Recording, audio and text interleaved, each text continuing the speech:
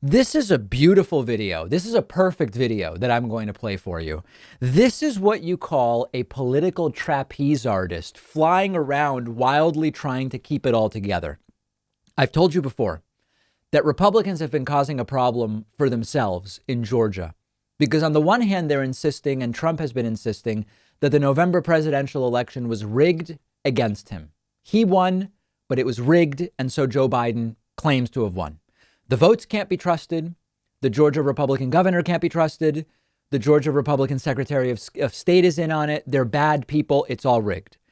And at the same time, Trump and the two Republican Senate candidates in Georgia, Kelly Loeffler and David Perdue, these are the races that will determine who controls the Senate after their January 5th runoffs. They've been saying, yeah, it was rigged against Trump, and make sure to vote for us on January 5th. What? Because the obvious question is, there's a contradiction there. The election was rigged against Trump and presumably also rigged against them in November. Maybe Loeffler and Perdue would have won had it not been rigged. But because of the rigging, now they have runoffs. But wouldn't the runoffs also be rigged by their own logic? This all came to a glorious crescendo yesterday on Fox and Friends when Loeffler was interviewed and she was asked, why wouldn't the January runoffs be just as rigged as the November election? And she just can't, she literally cannot explain it. Take a look at this. We've heard from the president who said that the election was stolen from him, that it was rigged in November. So for the people of Georgia who are thinking about early voting, what can you say to them? They've heard the election was rigged in November, so why vote now? Well, Steve, great question, because we've built a robust organization to make sure that every legal vote is counted and every illegal vote is thrown out. So what's different now than it was in November, where it's no longer rigged? Yeah, so we're in the courts right now asking for better signature verification processes, a bipartisan verification, to have consistent verification county to county, as well as the addition of 4,000 poll watchers. We also have a statewide organization getting out the vote, 1,000 workers going across the state, backed by 40,000 volunteers. If we vote, we will win. If we don't vote, we will lose the country. We are the firewall to socialism. And you saw in my debate last week, I'm running against the most radically liberal candidate that has ever run for the Senate. He's someone that would defund the police. He refused to renounce socialism. We have to push back against this radical agenda of the left, and it's up to Georgia voters to do that. Great question, she says. And listen to her explanations. We now have an organization to count every legal vote.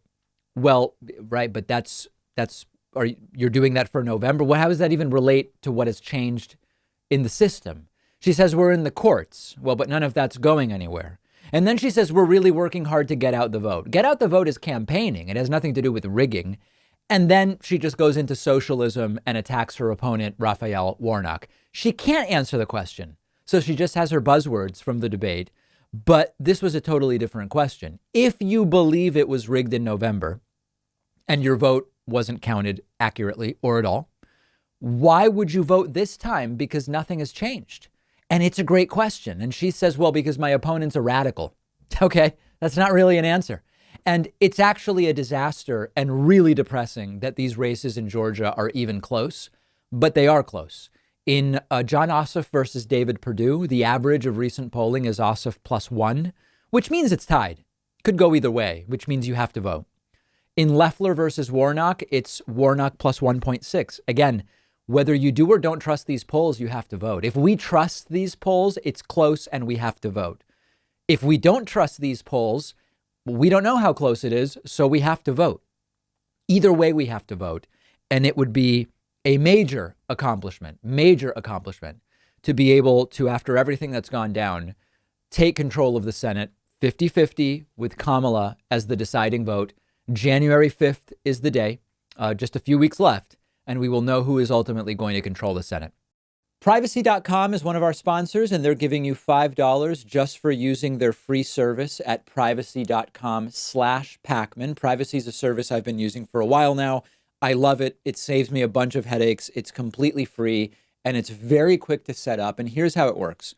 When you pay for something online or over the phone, Instead of exposing your real credit card number, privacy lets you generate virtual card numbers. The payments are withdrawn from your checking account, but your real card number stays completely private, and you do it all with one click. You can autofill the card number in your web browser, on the phone.